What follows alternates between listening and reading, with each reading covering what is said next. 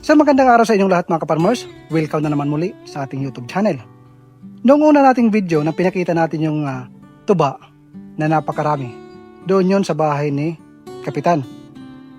Siya yung tagakuha ng tuba. Malalaman natin kung magkano ang isang tiner o isang jug. Ang tawag dito sa amin, ang isang ganito ay isang tiner. Kumukulo mga kaparmers. Alam nyo ba mga kaparmers, na ang pagkulo ng isang tuba, diyan nakikita natin yung kanyang sariling paglilinis.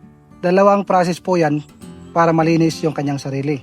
Pag kumulo, nadadala yung mga dumi papunta sa labas. Mga ilang araw yun matatapos? 2 hanggang 3. 2 hanggang 3 araw. Pagkatapos kumulo, ano ang next procedure para malinis yung tuba? Sasalin. Sasalin, bawat salin mga kaparmers ay mayroong tinatawag na lagod. Sa ilalim yung bagsak, lahat ng dumi ng tuba.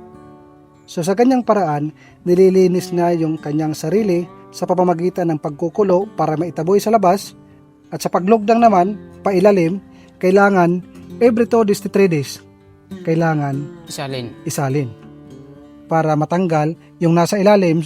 Kasi once na hindi yan isalin, Kailangan talaga isalin para mas maliaw. Malinaw.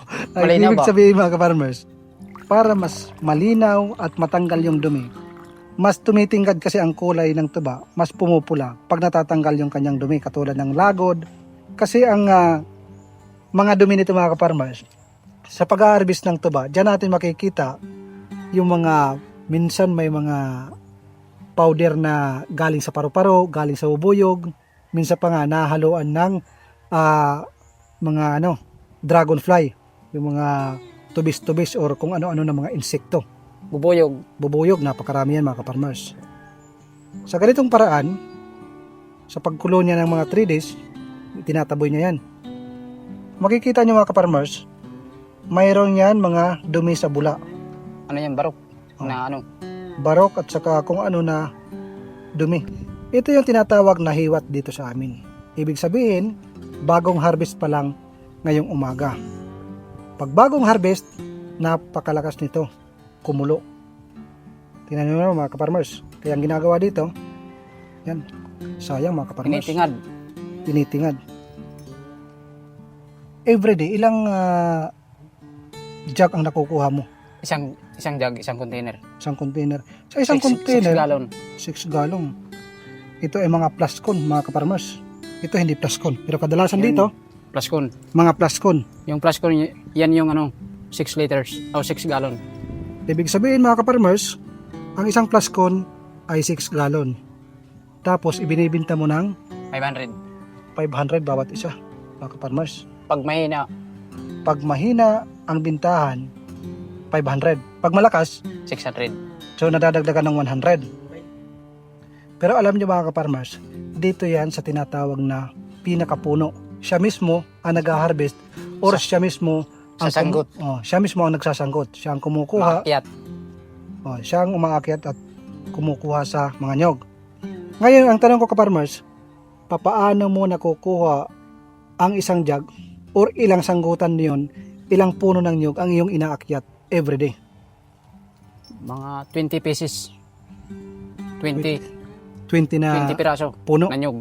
nyog. 20 puno. Kasi ngayon mahina Buwan ng December, mahina. Sa iba kasi kaparmers, pag sinabing tuba, lalo na sa Bicol, ang tuba nila is puti. Pero dito sa atin sa Leyte, ang tuba natin is pula. Papakita ko sa inyo mga kaparmers na ang tuba dito ay pula. Ang bango. Mahalimuyak yung kanyang amoy. Ito yung kulay mga kaparmers, yung tuba dito sa amin. Napakagandang negosyo nito. Kasi alam niyo ba mga kaparmers, ang pag-aalaga dito ay hindi naman mahirap. At saka patagal ng patagal, nagmamahal ang value ng tuba. Patagal na panahon, nagiging bahali na ang tawag dito. Pulang-pula na. Lalo na pag umabot ng 1 taon. Pag umabot na ng 1 taon mga kaparmers, mas mahal at mas masarap ang lasa nito. Kulay Pepsi na. Parang kulay FC. Pepsi or Coke kung tawagin. Ngayon ka-farmers, ang tanong, papaano ba ang tamang pagpaprocess para makuha ang ganitong klase ng tuba? Magbubuyok. Lilinisan yung nyog. Sa isang araw, bali dalawang akyat. So, morning, aakyatin, Hapon. at saka hapon. So, ang gagawin, putulan yung bulaklak. Puputulan yung bulaklak. Yun ang pagkakaalam ko. Putulan at saka tatalian para bumaba yung Lalagyan ng banting, Oo, yung lalagyan ng kanyang bulaklak. Alagyan ng tali. Okay. Mga ilang days bago makakuha ng nectar. Ito po ay nectar mga kaparmers. Nanggagaling ito sa bulaklak ng nyog. Hinahaluan lang ito ng tungog para maging pula. Parok. Ang tanong, ilan days bago tumulo or lumabas yung kanyang nectar? Mga 10 days po hanggang 14 days. Depende sa Depende sa sa nyog. sipin sa nyog. Meron kasing mga nyog mga kaparmers na malakas tumuba, Malakas tumuba. meron naman mahina. Mayroon naman nyog na hindi din tumutuba. So, bibihira lang yon. Ang isang thinner nito, kung nabibinta mo ng 500, pagdating sa retail, magkano yung bintahan? Dito sa amin, 140. Yung galon. 140. Kasi dito, 140 ngayon. 140 lang dito mga kaparmers. Kasi marami naman dito yung nag-ha-harvest ng tuba. Pag maraming supply, mas mababa yung kanyang presyo. So sa 140 Times 6. times 6 is nagkakaroon ng 840. So kung bibilin sa kanya, galing sa kanya, bibili ng 500 sa presyo ngayon, minus 500, kikita ang tindahan bawat jug ng 340 mga kaparmers. Pero pagdating sa amin mga kaparmers, doon sa aming lugar, kung saan nag-open ako ng sari-sari store or mini grocery, ang halaga ng isang galon is 180 mga kaparmers. 180 times natin sa 6, lumalabas na 1,080 ang bawat isang jug mga kaparmers. Mas mahal ang tuba doon dahil bibihira lang ang nagsasanggot. Kung ima-minus natin sa 580 mga kaparmers, mas malaki pa ang kikitain ko sa iyo. Pero sabi ko sa aking kakilala kay kaparmers Chris na sabi ko sa kanya, bibilhin ko ng mas mahal kung ibibigay niya sa akin yung kanyang tuba. Kasi napakababa ng 500 mga kaparmers. Ang plano ko, ibibinta ko doon sa sari-sari store. Kasi pag sinabi na galing sa Barogo yung tuba, tinatangkilik ng bawat tao. Ang tuba mga kaparmers, napakagandang negosyo nito. Every Sunday mga kaparmers, kabilaan nyo nagiinom. Hindi mawawala yan sa bawat probinsya. Kung everyday kumukuha ka ng isang thinner, so ibig sabihin, mayroon kang 6 na thinner. Isang linggo. everyday ba ang pagbibinta or Every 1 week. sa isang thinner mayroon kang 500 is mayroon kang 3,000 nakita every week. Sa ginagamit na pampapula ng iyong tuba, magkano naman ang inyong nagagastos? 140 yung bawat kilo. Bawat kilo ng barok, Opo. yung tinatawag na tungog. Tungog. Ngayon, sa isang jug, ilang kilo ang nagagamit? Lagpas media. Lampas medya. Hmm. So kung 6, lumalabas na 4 kilos. 4 kilos ang 6 na jug. Ang 6 na Kaparmers. 120 times 4 kilos, mayroon siyang 2,520 every week. I-times natin sa 1 month, mayroong 4 na week, lumalabas na yung kanyang kita is 10,080 mga kaparmers. So sa kanyang paraan mga kaparmers, morning, aakyatin at saka hapon. Hapon. Mayroon pa siyang panahon sa gitna. Meron ka pang ginagawa? Opo. Paano ang diskarte kung mayroon kang bakanting oras? Siyempre, alas 4 pa lang sa madaling araw, umakyat na. Para pag alas 7, tumutupad pa.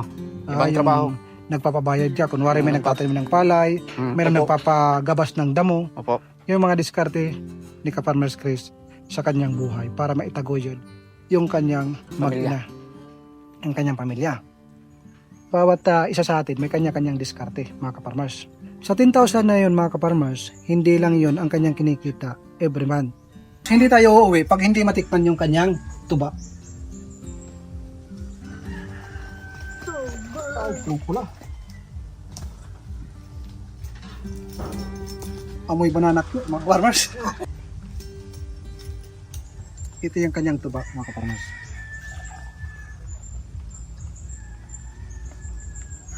Amoy pa lang, mga farmers, nakakalasing na. Kailangan uminom ka rin kasi ikaw ang kumuha nito. Cheers! Tikman natin ang tinatawag na hiwat, mga kaparmers. Sa Ay, inyo, kapag daran ko ang chokes na ko, yun lang nakalimutan ko, kaparmers. dapat nagdala ka ng chokes na ko para may ano na tayo. Next time sa pagbalik ko. Kulang pa. Ubusin natin yung isang container. Ang lasa nito, mga kaparmers, Eh, pag inom, dire pa nga. pag bagong kuha pa lang ng tinatawag na hiwat, matamis, mga kaparmers. Pero once ito ay makalasing, matindi ang hangover. Kaya ang advisable dito, mas maganda kung aabot ng 1 buwan. Pero may mga lasinggero na hindi pinapaabot ng 1 buwan, lalo na pag wala ng tuba. Kahit hiwat, iinumin. Ang tamis nito, mga kaparmers. Ang lasa ng tuba, mga kaparmers, sa totoo lang, hindi talaga masarap. Alam niyo kung ano masarap? Yung bawat kwentuhan sa bawat inuman. Kasi kung masarap ang tuba, mga kaparmers, wala nang bibili ng bigas. Ito na lang iinumin. Matamis. Matamis na mayroong konting pakla.